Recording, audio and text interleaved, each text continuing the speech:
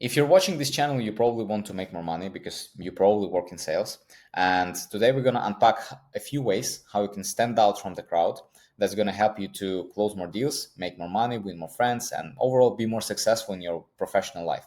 We're going to be reviewing the tweet post by Bowtie Sales Guy. He's a great person, that's one. And second one, he is a super solid professional that knows the game. A lot of stuff that I'm sharing on this channel are things and tricks that I once read on his channels. I tried them, and then I'm just sharing it with the people. So I just want to give some credits to the guy and also go through some of the things and advices what he tells people to do if you want to be viewed differently, if you want to create a different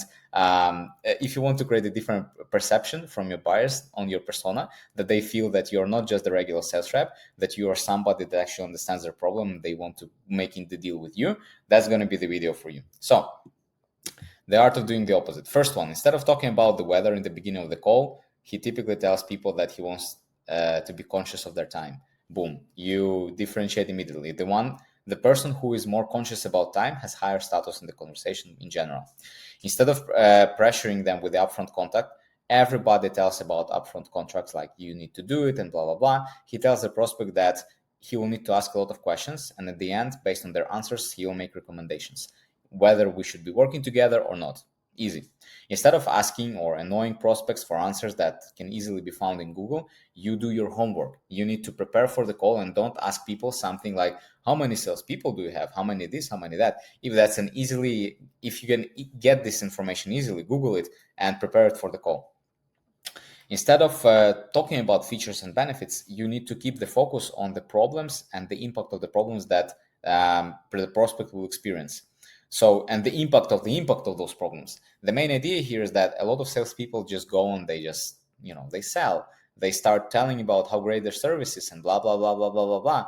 And everybody's doing the same. But nobody actually listens to the buyer. So if you're going to be that person that actually sits down and listens to the buyer, understands their pain, understands the consequences of that pain, understands who is involved in feeling that pain, and actually can present your solution in the way that it can fix the pain, that would be so much better than you just sit down and then you just downlist the list of your features and all bells and whistles that your platform or your software or your product or your offering or your seller service, whatever you're selling, whatever you can do. Instead of answering every single question of people immediately, you need to challenge them to get the full context, to understand even if you are answering the right question. Because sometimes people ask you something when they have another thing in mind, and then you start answering the first question, and then people feel disappointed because you gave them too much information that they don't need, and you haven't actually answered the thing, or you answered it partially, or like you need to be clarifying that. Like that's the mistake that I'm doing. Like sometimes when people ask me the question, I just want to be like, I just want to slam the answer as soon as possible because I want to feel professional. I feel that if I start slowing down, that they will think that I don't know the answer. But that's not the case here. We are not in school anymore. You need to be answering the right question, and it's okay if you clarify with the people or with the prospects what do they actually mean, are like what exactly they're interested in. Next one. Instead of trying to overcome objections, I flick it back to them so they can overcome themselves. After all, it's their objection, not mine. That's like a Jedi tactic. Whenever they have an objection, typically they can also answer it and they can solve it for themselves. So people like it's the great art of sales when you do not actually sell, when you get your prospect and you guide them with different questions, with different tactics, with different silences, pauses, and all these things, helping them to sell themselves. The greatest salespeople, they do not pitch. Majority of the time, they do not do this. They do not.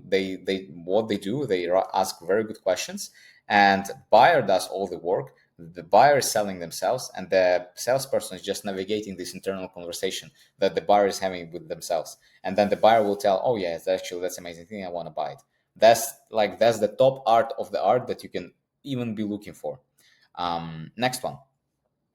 Instead of trying to sell them, I present them with options, alternatives to working with me. I know they will do this research anyway, so might as well get ahead of what discussion with them. It's a very easy thing. It's not set in stone that people should buy from you. They can solve the problem that they're experiencing in multiple ways. They can hire an agency. They can do this with somebody else, your competition. They can do nothing. That's also a good solution. On one call, like I had one deal, and I have it still in my pipeline that basically the people told me, okay, so who are your competitors? Like, we're gonna research it anyway. Maybe you just save us some time. You just tell us, tell us how you're better, and like, we're gonna anyway look at them. But we want to hear it from you. And it's a very easy and straightforward approach. Like, prepare that people would want to know what are the alternatives, and prepare that you will lose sometimes to those alternatives, and that's okay.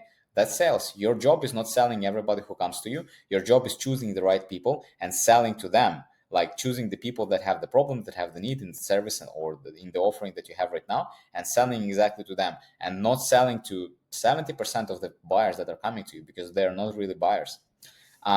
Next one. Oh, the last one is going to be, instead of using closing techniques, I ask them what they would like to do next. That's a very easy thing. Just ask people, okay, so if you think this call went well, like what's going to happen next? And that's basically it. If people really like what you presented to them, they believe in it, they're going to tell you, all right, we're going to do this and this, and then maybe we're going to close. Sometimes people will tell you, all right, let's sign the contract. And that this thing can also happen. And all these Benjamin Franklin clauses, like this open door clauses, like this puppy clauses, all these things, it's old school. Like, if you sell like old school, people gonna see you as old school, and maybe this can even backfire at you because you're gonna be less trustworthy. So focus on listening to people, focus on reframing the conversation that the buyer is selling themselves, and at the end of the day, just ask them, what do you want to do? And if you did everything right, they would want to tell you that they would want to move forward. That's basically it. I hope that you enjoyed this video. Feel free to subscribe to Web3 Gym and also to Bowtie Sales Guy. And there is even more value in other videos, so feel free to wait for other videos or just explore what's already in the channel. See you, bye bye.